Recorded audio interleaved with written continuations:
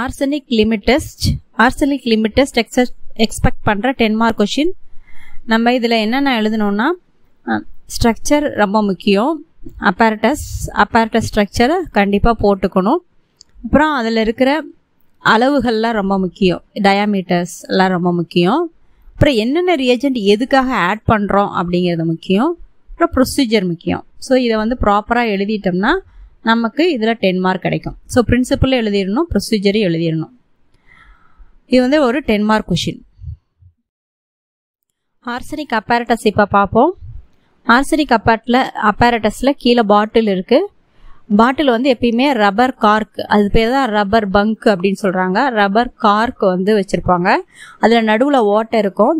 அந்த ஓட்டை வழியாக class tube bosses through the அந்த ரப்பர் பங்க் வழியாக உள்ளே போகும்.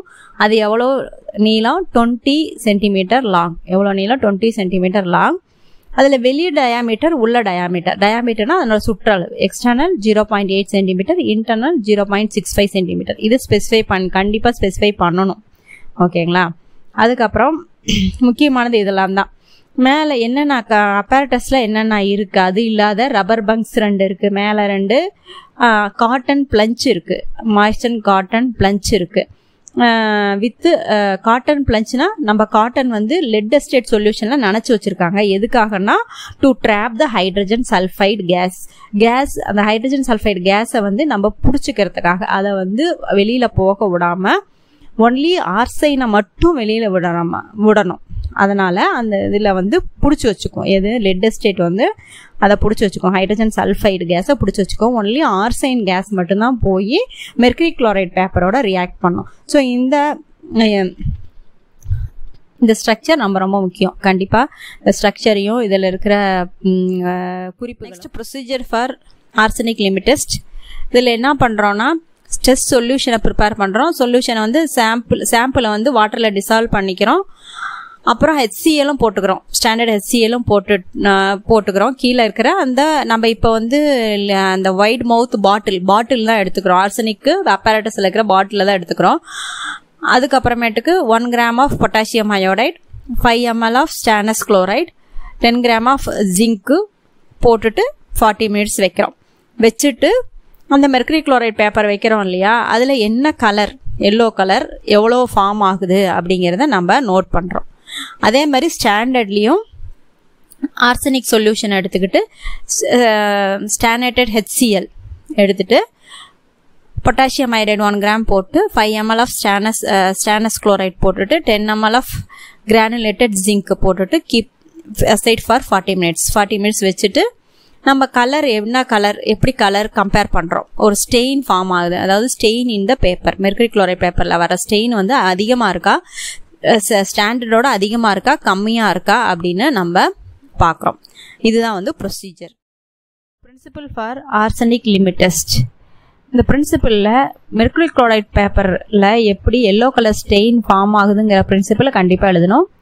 ஆர்சனிக் கேஸ் வந்து மெர்க்குரி குளோரைட் பேப்பரோட ரியாக்ட் ஆகுது. இந்த பிரசன்ஸ் ஆஃப் எதனோட முன்னிலையிலனா potassium iodide like reducing agents கூட இருக்கும்போது அந்த ஸ்டெயின் ஃபார்ம் ஆகும் அப்படிங்கிறத கண்டிப்பாக எழுதணும் பிரின்சிபல். இந்த கிரீசெட் அப்பேரட்டஸ், இந்த அப்பேரட்டஸ் ஸ்பெசிஃபிக் நேம் இருக்கு. அந்த நேமை வந்து கண்டிப்பாக ஸ்பெசிஃபை பண்ணணும். எக்ஸாம்ல கொஷின் கூட இப்படி கேட்கறதுக்கு சான்ஸ் இருக்கு. கிரீசெட் அப்பேரட்டஸ் டெஸ்ட் எழுதுங்க, அப்பேரட்டஸ் எழுதுங்க அப்படின்னு கேட்கறதுக்கு சான்சஸ் இருக்கு. அதுக்கப்புறம் எப்படி இந்த ஆர்சனிக் ஆசிட் நம்ம சாம்பிளில் ப்ரெசன்ட் ஆகிருக்கு, அது வந்து ஸ்டானஸ் ஆசிட் கூட சேர்ந்து அரீனியஸ் ஆசிட் ஃபார்ம் ஆகுது. அரீனியஸ் ஆசிட் அதுக்கப்புறம் ரெடியூஸ் ஆகி ஆர்சைன் கேஸ் ஃபார்ம் ஆகுது.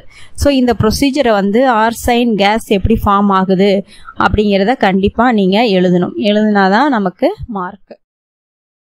ஆர்சனிக் லிமிட் டெஸ்ட்டில் என்னென்ன ரியேஜென்ட் யூஸ் பண்ணுறோம், அந்த ரியேஜென்ட்னால என்ன யூஸு அப்படிங்கிறத பார்க்கலாம். ஸ்டானஸ் குளோரைடு வந்து எதுக்கு யூஸ் ஆகுதுன்னா complete evolution of arsine gas, கம்ப்ளீட்டாக இவால்வ் ஆகிறது ஸ்டானஸ் குளோரைடு யூஸ் ஆகுது. Zinc, potassium iodide, stannous chloride இது எல்லாமே வந்து ரெடியூசிங் ஏஜென்ட். அதுக்கப்புறம் ஹைட்ரோக்ளோரிக் ஆசிட் வந்து அசிடிக், இது வந்து acid. Lead acetate paper already நம்ம சொல்லணும், எதுக்கு ஹைட்ரஜன் சல்ஃபைடை வந்து ட்ராப் பண்ணுறதுக்காக, அதாவது பிடிச்சி வைக்கிறதுக்காக அது யூஸ் ஆகுது. எதுக்காகனா அதை பிடிச்சிட்டு ஆர்சைன் கேஸை வந்து மட்டும் வெளியில் விடுறது. இப்போ ஆர்சைன் கேஸ் வந்து அலாங் வித் ஹைட்ரஜன் சல்ஃபைடு வந்து ஃபார்ம் ஆகும். ஸோ இந்த ஹைட்ரஜன் சல்ஃபைடை பிரித்து எடுக்கிறதுக்காக நம்ம யூஸ் பண்ணுறது let acetate paper R cotton plunger.